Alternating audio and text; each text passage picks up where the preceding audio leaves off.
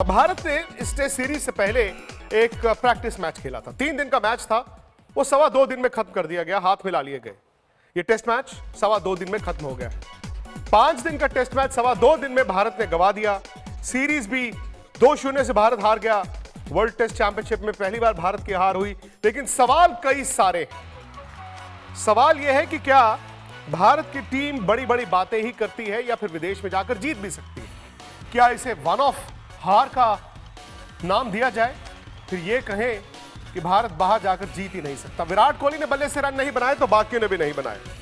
जिस सीरीज में भारत का हाईएस्ट स्कोर 242 था, जिस सीरीज में भारत के किसी बल्लेबाज का हाईएस्ट स्कोर 58 था, जिस सीरीज में सबसे ज्यादा 102 रन किसी बल्लेबाज ने बनाए हो 4 पारियों में, वहां भारत जीत नहीं सकता था। भारत ना सिर्फ सीरीज हारा है, बल्कि हमारा और आपका शायद विश्वास भी हारा है। और आज मेरे साथ हरभजन सिंह हैं, क्योंकि विराट ने भले ही कहा प्रेस कॉन्फ्रेंस में कि हम बेहतर टीम से हारे हैं, देयर इज नो शेम, लेकिन उन्होंने यह भी कहा कि हम गलतियों से सबक लेंगे। सवाल बड़ा यह है, कौन सी गलतियां और कैसा सबक? अब सवाल यह है कि भारत ने 18 रन की एवरेज से रन बनाए हैं, 31 की एवरेज से रन लुटाए। ये फॉर्मेलिटी थी बजू, और कल उम्मीद तो लगाई जा रही थी कि भारत अगर 180, 190, 200 की लीड ले ले तो शायद मैच बन जाए, पर वो होना नहीं था, हम भी जानते थे। अब सवाल यह है कि सेना कंट्रीज, जिसे एक पैमाना माना जाता है ना कि बेस्ट टूरिंग टीम, जो रवि शास्त्री पिछले 2.5 साल से कह रहे हैं this is the best touring team, ये टीम वो कर रही है जिसने 25 साल में किसी ने नहीं किया। सेना साउथ अफ्रीका, इंग्लैंड, न्यूजीलैंड और ऑस्ट्रेलिया सीरीज में भारत इस साइकिल में 14 टेस्ट मैच खेले हैं। 14 पिछले 2.25 साल में 4 जीते हैं, 9 हारे हैं और 1 ड्रॉ हुआ है। क्या ये सिर्फ बातें ही थी और ये बातें चलती रहेंगी, या फिर वाकई में हम अपनी गलतियों से सीखेंगे?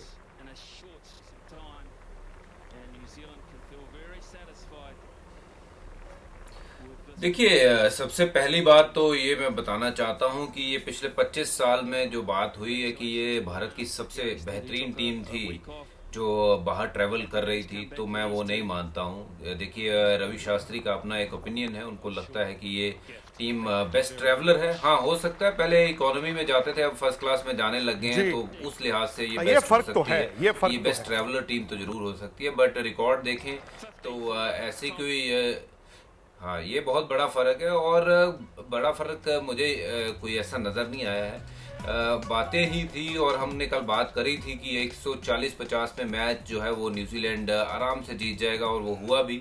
और कहीं अगर 200-250 के करीब पहुंचता है भारत, तो एक फाइट कर सकते हैं। तो फाइट करके भी ये ऐसा नहीं था कि मैच भारत जीत सकता था, क्योंकि मुश्किल हो गया था जब आपके बल्लेबाजों ने रन नहीं बनाए। पहली इनिंग में आपके बॉलरों ने आपको गेम में लाके दोबारा खड़ा कर तो दिया था, पर वो इनफ नहीं था, काफ़ी नहीं था। तो दूसरी इनिंग में आप बिल्कुल ही ढेर हो जाते हो। जब विराट कोहली रन नहीं बनाते हैं तो बाकी के बल्लेबाज तो बिल्कुल ही ढेर हो जाते हैं, वो रन नहीं बनाते हैं, तो फिर कैसे काम चलेगा? और ऊपर से आपके पास जो बॉलर हैं उसमें से मोहम्मद शामी भी आज इंजर्ड हो गए। तो देखिए, 140 रन 150 रन में ये मैच कभी भी न्यूजीलैंड का ही था।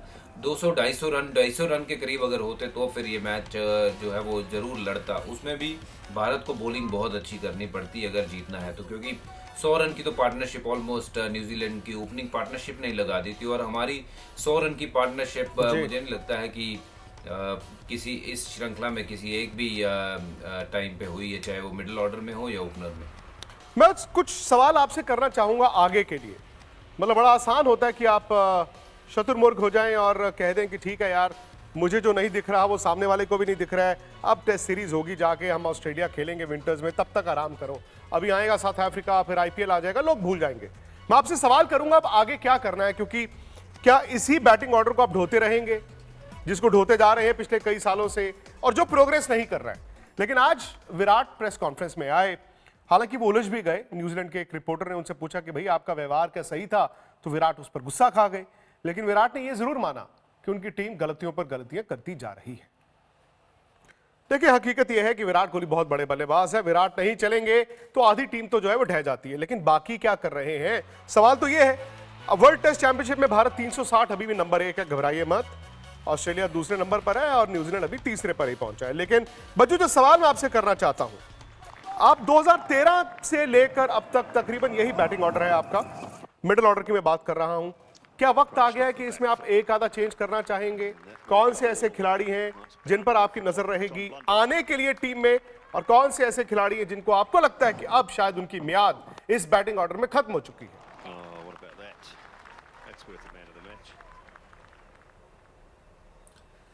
जी देखिए, मुझे लगता है कि सबसे पहले तो हमारी ओपनिंग स्लॉट जो है उसको हमने देखना है कि कौन से ओपनर्स हैं जिनके साथ आप लगातार 4-5 साल लगातार क्रिकेट खेल सकते हो। रोहित शर्मा अनफॉर्चुनेटली इंजर्ड थे, वो खेल नहीं पाए, पर क्या पृथ्वी शॉ जो हैं वो रेडी हैं इस इंटरनेशनल क्रिकेट के लायक हैं, या फिर क्योंकि देखिए वो रन बहुत बनाते हैं जिस लिहाज की उनकी टेक्निक है, या फिर वो अब क्रिकेट खेलते हैं, वो कभी भी आउट हो सकते हैं, और ऐसा मुझे उनको देख के कॉन्फिडेंस नहीं आता है।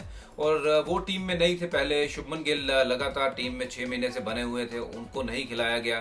पृथ्वी शॉ बाहर से अंदर आके मैच खेल जाते हैं शुभमन गिल से पहले, तो आप दोनों यंगस्टर को में से किसी को भी ग्रूम नहीं कर रहे हो। आप शुभमन गिल को साथ तो रख रहे हो पर खिला नहीं रहे हो, उसका कोई फायदा नहीं है। तो दूसरी बात ये कि आप रिद्धिमान साहा आपके घर में विकेट कीपर थे, आपने उनको बाहर जाके सडनली बाहर बिठा दिया, और कप्तान अभी कह रहे थे कि हमें देखना है कि कब ऋषभ पंत को खिलाना है, कब नहीं खिलाना है। तो अगर आपने क्या सोच के उनको खिलाया, क्योंकि उनकी को ना तो कोई ऐसी फॉर्म थी, ना ही तो उन्होंने ऐसा कुछ रन बनाए थे कहीं पे कि आप उनको प्रैक्टिस मैच में कि आपको लगे कि ये इनको मैच खिलाना चाहिए।